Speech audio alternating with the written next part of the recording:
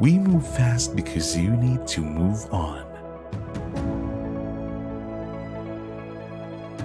To get out there, back into the game. To see if the day is better. To make a difference for one more day. We're here waiting for you, fully prepared to serve you safely through technology with your convenience in mind, and with offers to ease your worries, because you're eager to get your life back on track. We move fast so you can move forward. Good afternoon to the PLP community. So I'm very happy to be interviewing our member of the Board of Regents for this afternoon. And it will be a very interesting discussion that we will delve into the background of our member of the Board of Regents, their involvement with Pasig City, and of course with the Pamantasan Lungsod ng Pasig, and of course any future initiatives and plans that we may have for our university.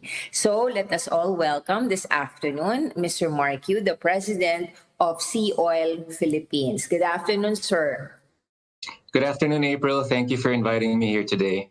Yes, so we're so happy that you could join us on this very busy Monday.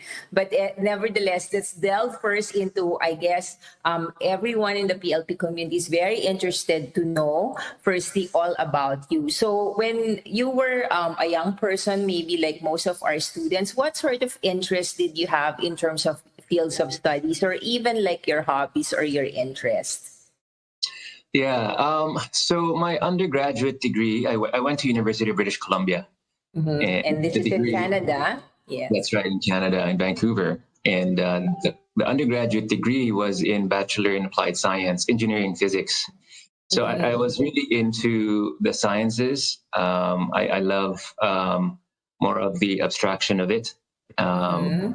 And yeah, it was a 5-year program, after which I worked for a little bit in Silicon Valley for 2 years. And I was able to get stock options. And from there, decided, you know what, I have an interest in finance. So I did the Chartered Financial Analyst program. Yes, and this was in the United States? Well, this can be done anywhere. And so I took level 1 in Vancouver. And then level 2 and 3 already here, back in Manila. That's when in terms of hobbies, quite a few. So I like, I guess most Filipinos, I love basketball. I also did volleyball varsity. And I actually volunteered a lot. I was very curious. So different facets, social entrepreneurship, is one area that I had also a lot of interest in. Yes. So I think with that background, maybe let's backtrack a little, because this is really of interest to our students when they're making a decision with respect to their career and their growth and development. So what sort of skills or proficiencies did you actually develop even before you went to college? And what would be your learning or lesson so that it will eventually lead our students to the path that they could eventually decide on in terms of pursuing what field of study they should do in the future? You know, I would say I really believe in the hedgehog principle. And what does that mean? It's really the intersection of your passion, your skill, and opportunity. Yeah. And it really begins with passion. You have to know, and that's very intrinsic. You have to know what you like. Yeah. And in that regard, how do I know what I like? Those are the things that I tend to do without any prodding. Or, you know, I tend to read up myself not because of grades. So you were like a math nerd or a math whiz because you were interested in sciences or physics, were you? Yeah, you know, I won some awards there. But interestingly, though, it didn't start off that way, because I still remember when I was very young, my first math exam, I got like 30%. Really? So that's a failing mark. Yeah, it's way fail, right? And but over the years, I just learned to develop a passion for it. I just and more particularly physics, because it's very humbling in the sense that it's an observation, right, of nature. Yeah. So The natural laws. Yeah, exactly, right. And you can't like ignore the fact that there's gravity, for example, right? Kahit sabi mong wala, I mean, paano Yes. ka na? Yes, Um, exactly. yeah, Nobody can argue against that. yeah, yeah. So passion is key. Now, syempre, you can be passionate in a lot of things, but you may not be good at it, right? I'm really interested in singing, but I doubt I can be an opera singer. Yeah, so I love to sing as well, but yeah, that's not one of the things that I'm very skillful at. So the combination of those two, I think, is really important. And in terms of our culture, we need to encourage more our kids to be able to reflect on that. And while at the same time, there's a good balance of listening to our elders and respecting their thoughts and what we should be getting ourselves into. Because Uh, of their experience. yeah, because of their experience.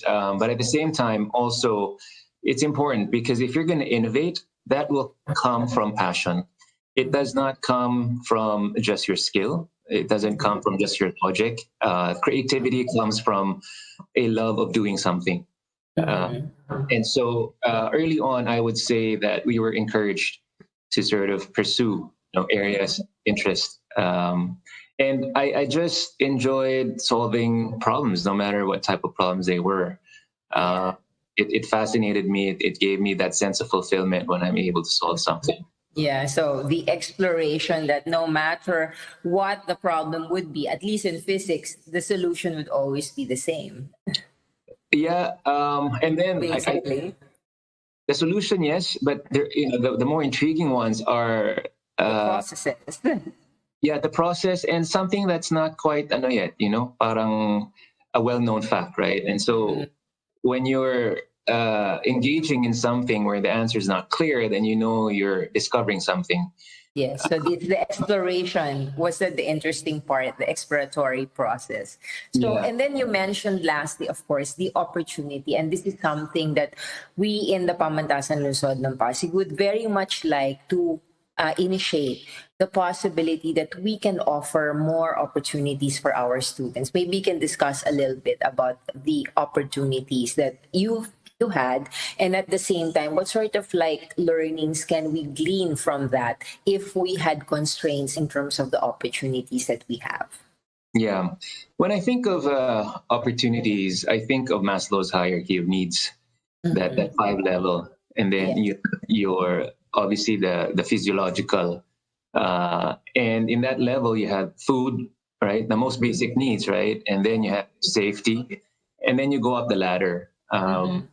And obviously the ones at the level one, there's a broader market for it. Everybody needs it, right? Yes, And physiologically, yes. physiologically, and actually now in terms of opportunity, more and more, it's also moving up, right? With technology able to address a lot of the needs at level one and level two. A lot of people can create value by providing, like I'm sure you've heard of NFTs, non-fungible tokens, and arts. And Yes. if there's an artist out there, there was one that sold for $69 million, right? And this Yes. is art, right? And, Yes. and so you can see that there's really a huge range of opportunity out there. I think what's important is for people to expose themselves. And when I say expose, it's like, apply for internships, understand what industries are out there. You can look at, for example, the business world, top 1,000 corporations by industry. Yes. And I think that's a good resource because it tells you about the size of a specific industry.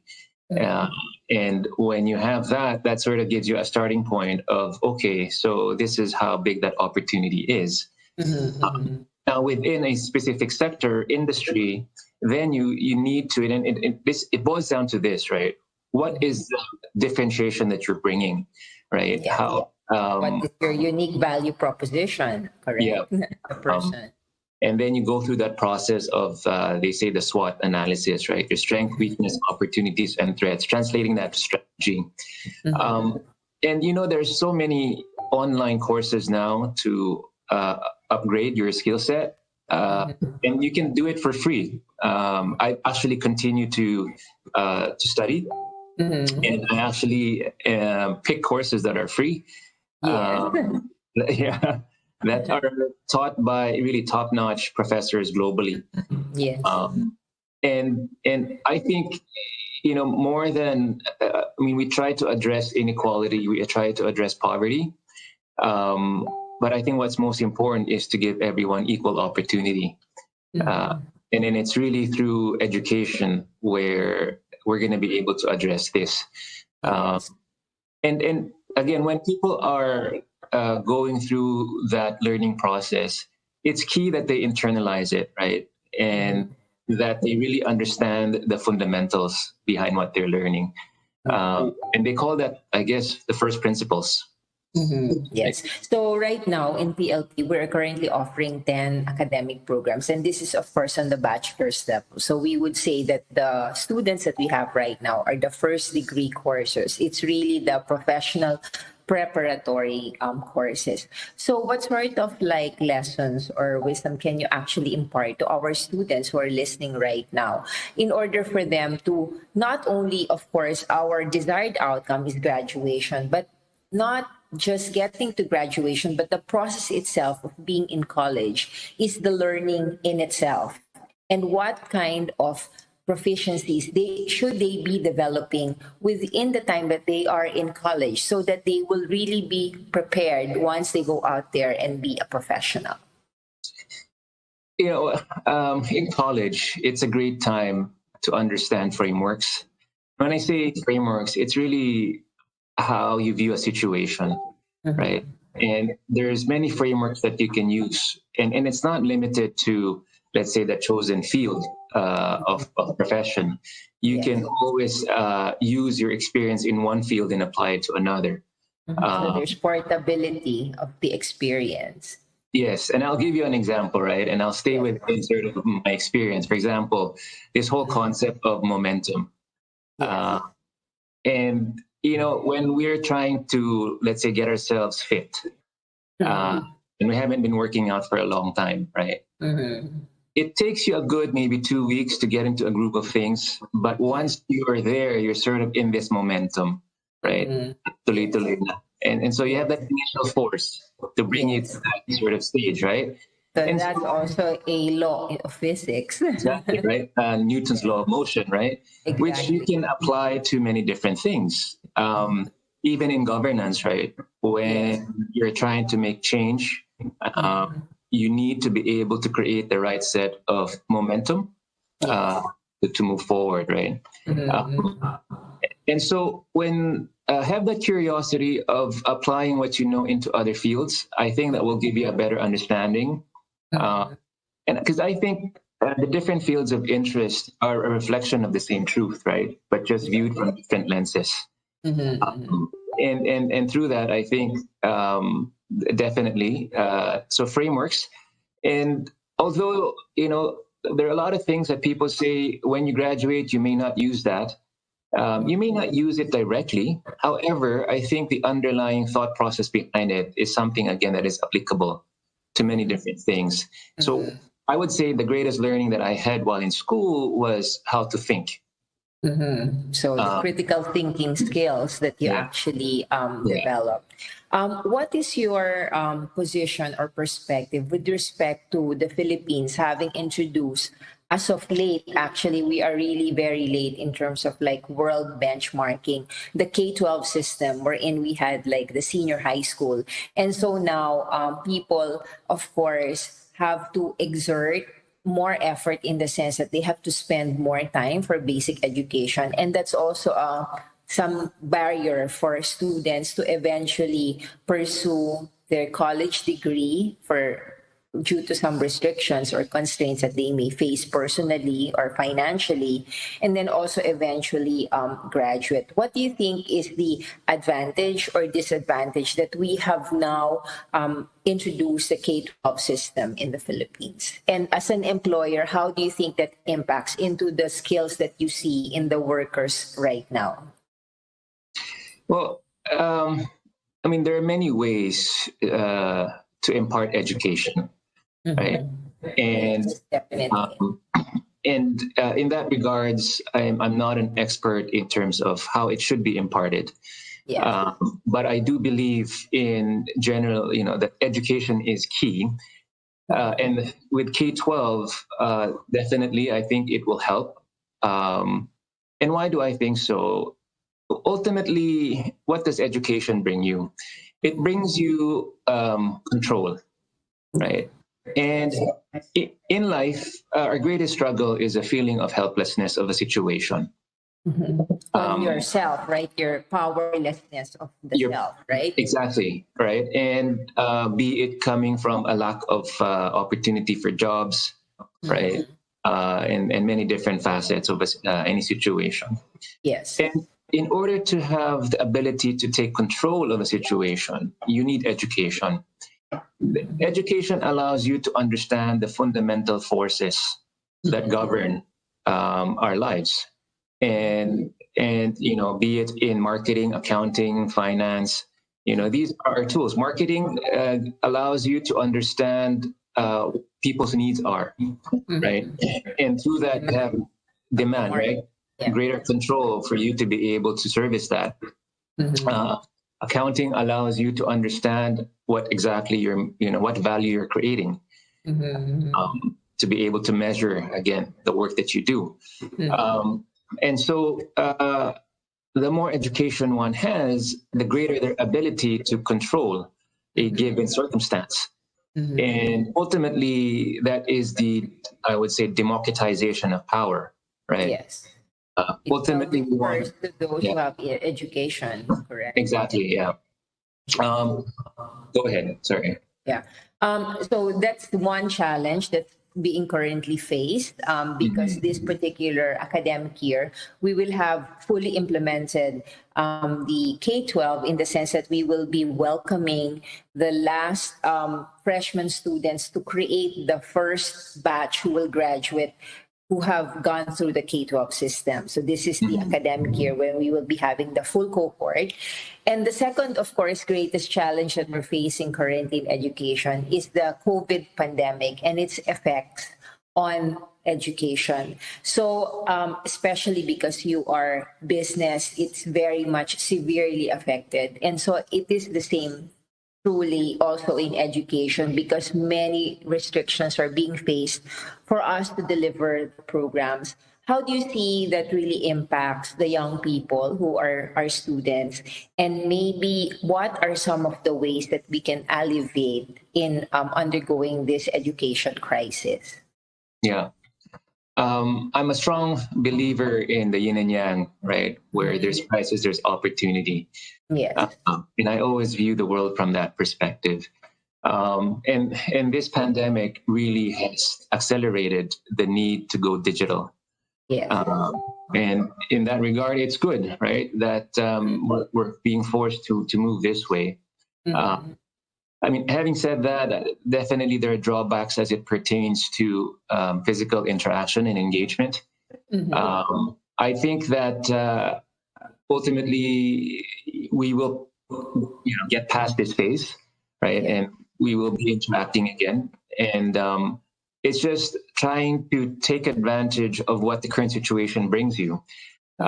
In that regards, there are a lot of learnings you can do without needing to be engaged with other people.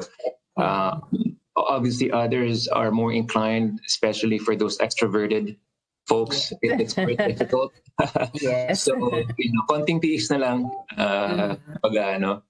Um, Yes. and I myself, when I took the CFA program, all of that was done self-study.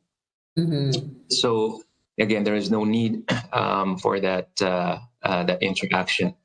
Independent learning is now really catching on for education. Yeah, and that's very important, right? And uh, we would need to then clearly understand what aspect of education can be done independently Yeah. versus those that need real life applications, right? Where you're using your actual hands, right? Yes. Um, Laboratories, for example. Yes. yeah.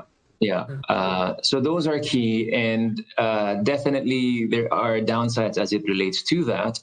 And I think those who have did not have that opportunity during this pandemic would have to catch up once the economy reopens and we're allowed to be able to do that. I think in that regards, a lot of it's relative, and this is another way to look at life, right? When you think about wealth, it's also your relative ability and your relative share of the global purchasing power, right? Yes. Yes. In this case, when we compare ourselves locally, I mean, with those people, a lot of people not having that opportunity, then you're sort of at par that way, right? Yes. Yes. There's equitable opportunities also. Yeah. And so in that regards, when you're catching up, everybody's catching up, right? Right now, yes, we are. Yeah. Actually. And again, this is where are we at in terms of our journey, right? Are we in a position to think more outwardly and globally, right?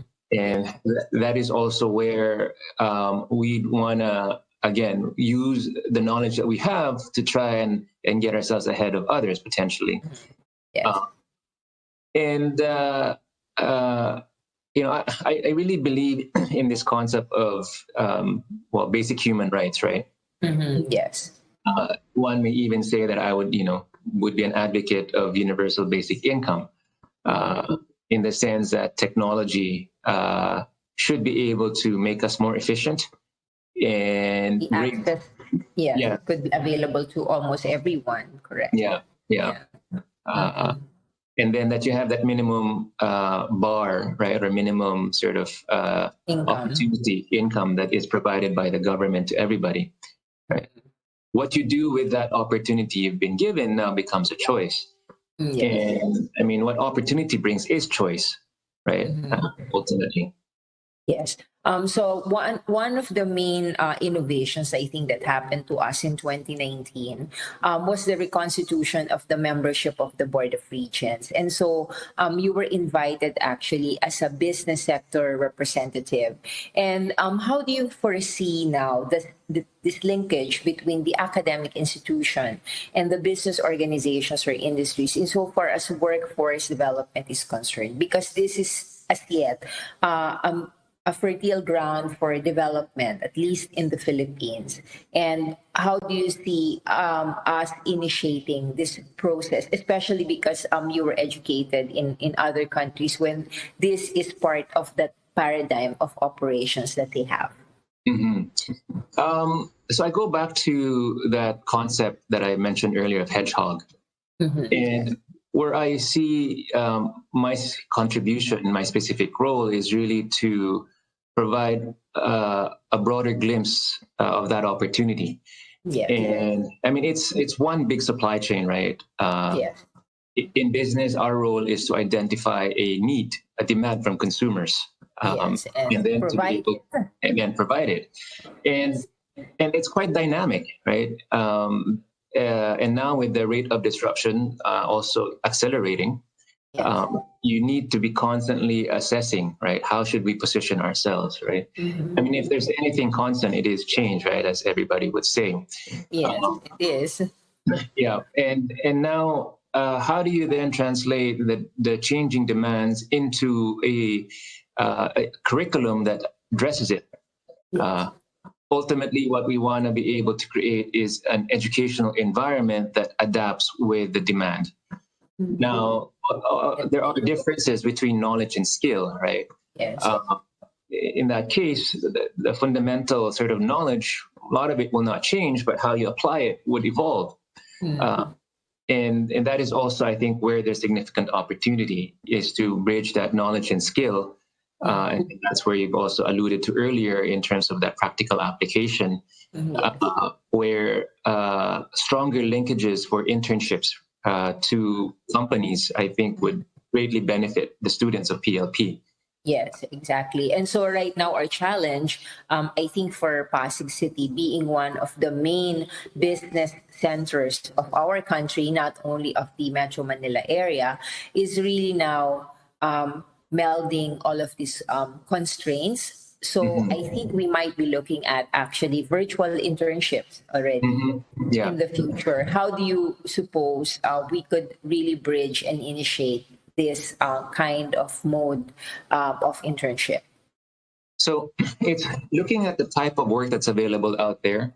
Yes, for in, us in- in yeah, industry and in Pasig City specifically. yeah, and those that can be accomplished virtually. Yes. And I guess I can speak more optimistically now as we have the vaccines coming out. Yes. That ultimately, it's good to be able to continue on with the innovations that we have applied during the pandemic. Yes, including, for example, all of this virtual technology being used for the delivery of educational programs Yeah, and communications. yeah. But I would also encourage the community to start thinking about reintegration, because that will just be a matter of time.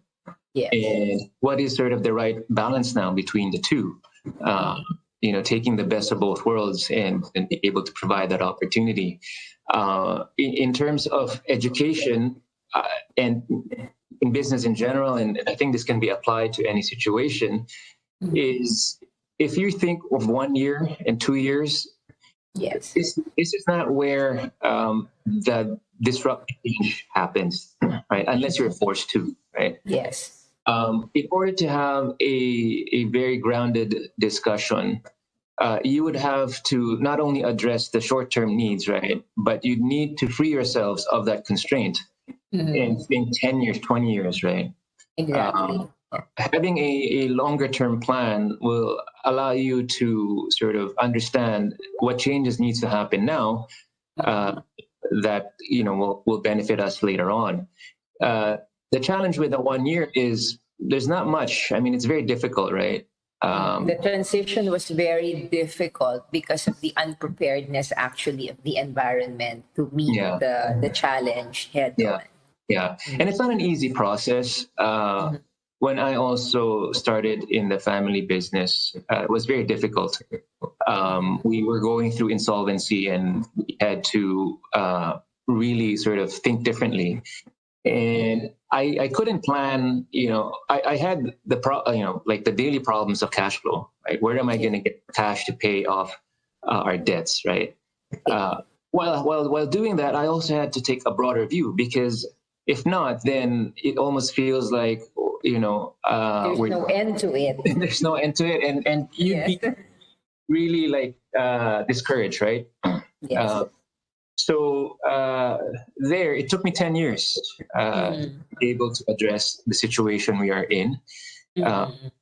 I think when you remove time as a constraint initially, it then allows you to think of what is the solution, right? And then with that solution you now try and put a time frame to it. And then you could be in a situation wherein, okay, we need to shrink that, right? Because we don't have the luxury of that long of a time. Now, that is where you then make improvements, right? Now, if you have a solution that everybody agrees, our problem is it's going to take 6 years, but we need to do it in 3 years. Yes. Then you start the work of compressing it, right? Yeah. So I think right now this is like one of the crucial questions that we are actually facing in education. So one is that students incessantly are asking, like, when will the pandemic end, which really has no certainty in answering that. And secondly is, what now will be our situation post-pandemic? So again, another question that has no clearly defined answer. So I think what you're talking about now is really a strategy that we can adopt with an attitude of what you said, determination, fortitude, and resiliency. Like, even if it is so uncertain for us, we still have to move forward and continue with the journey that we are facing. Yeah, definitely. And I guess how do you define resiliency? It's not just about being able to survive in any situation. with a higher level of uncertainty, you need to have multiple scenarios, right? So it's more expensive, it's more time consuming, Of course. and for you to be resilient, you need to do simulations. What if this happens, right? What if this happens Yeah. and that happens, right? And to have multiple parallel plans Mm-hmm. for you to be able to adapt to any situation. Mm-hmm. And I would say that a big part of life is really trying to free yourself and get to a point where again you can think more long term, right? And it's Yeah. not done overnight, right? And when I say that, you got to get ahead and give yourself space, right? Yes. Yeah. So I think especially one of the great challenges that we have right now in education is that many students are actually discouraged, if not actually taking an education leave or a leave of Mhm. absence in order to Mhm. deal, with the immediate problems. But as you said, if you look at it from the longer term, we would always want to encourage our students to continue their education, even if they might take a pause, but to eventually be reintegrated, what you said, to come back when Mhm. and if the opportunity presents itself already to them. Yeah. Again, I would definitely encourage them to come back. Uh, as I've said earlier, right? Education is key. There are other, again, opportunity in this crisis. We would never have this opportunity to force ourselves to really create value while working from home, right? Yes. Mhm. And, We never and thought of that, yeah, actually.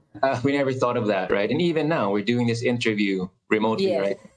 virtually. And you cannot create a I guess you cannot just mandate and say, let's just all work from home, right? To try it out, right? For what Yes. reason, right? Yes. Now we're forced to actually do that Address and that issue, address that. right? And I would say there's no other opportunity that would present itself to see what we're made Except of, at this time, right? except at this Except time. Yeah. yes. So in the same manner that we would not have this opportunity, in fact, to even be like conducting this interview if we were not at least forced to reach out in a virtual way to Yeah. members of the community. Yeah, I mean, there's a lot of time saved as well in terms of travel, right? For those who used to commute 2, 3 hours a day, even longer. I mean, they're able to save that time, spend it with family, um, and But less definitely, gas. yeah, less gas for us. That's fine. um, Obviously, there are those who benefited, and there are those unfortunately affected. Yes. Uh, Okay. uh, Again, it's about continuously reinventing yourself, repositioning yourselves. In our case, we're also being disrupted, right? Yeah, And I'm all exactly. for the expansion of electric vehicles. And similarly, something you would have thought to be, um, a business that's really stable is now Is being now. disrupted. Exactly. Yeah. So again, Yeah. change. So I think, we've had this really great discussion here insofar as innovation, change, and of course, a determination to address these kinds of challenges. So maybe you can give like your learnings from your experiences now in business to our students and to our community so that they may take heed that despite the fact that we are still in school, there is so much impact that we can have still in society and then in particular for businesses in our city, in our community, in our country. Yeah. My message is be the change. Yes. Um, I've been thinking a lot about how technology has been disrupting our lives, and Yes. not just technology, right? And it's accelerating, Mhm.